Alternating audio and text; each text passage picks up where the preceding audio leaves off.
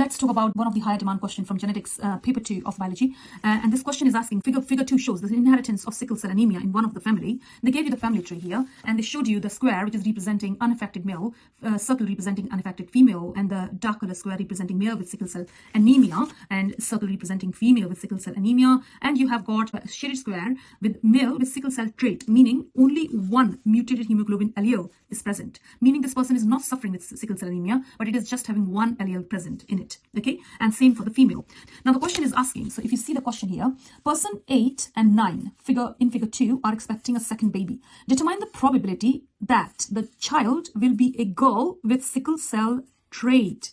Right, now the key knowledge here that you need to have is that if you're looking for a girl child, you need to know that for every male and female, there is a 50% possibility. Now, what I would like you to do to straight away draw a Punnett square for person 8 and 9 as been asked in the question. So person 8 is a blank white square. So that means this person, according to the key, going to be unaffected male. So the genotype would be both normal allele, meaning the male would have HA as the gametes present, and the female would have a look to the 9th person.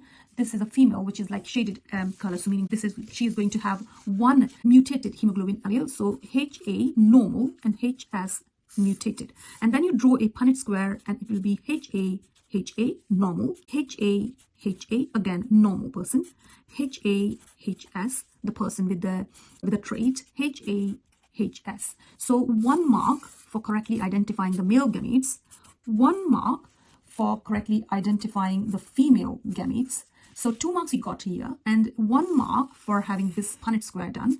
So 3 marks you got on a 5-mark question, and 1 mark for correctly identifying the phenotype. So for example, these two offspring, are going to have normal offspring, right?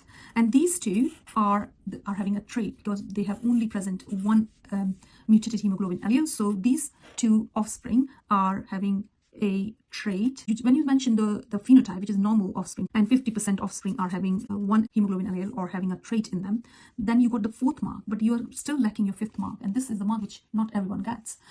So they're asking you, the child will be a girl with sickle cell trait. So if you have 50% of the children or offspring having the trait, then 50% of 50% will be equal to 25%, or you can also say 1:3 ratio of the girl, or 0.25, but this is the girl's ratio. You understand that there is a 50% chance of having male or a female, so that is why it is 25%.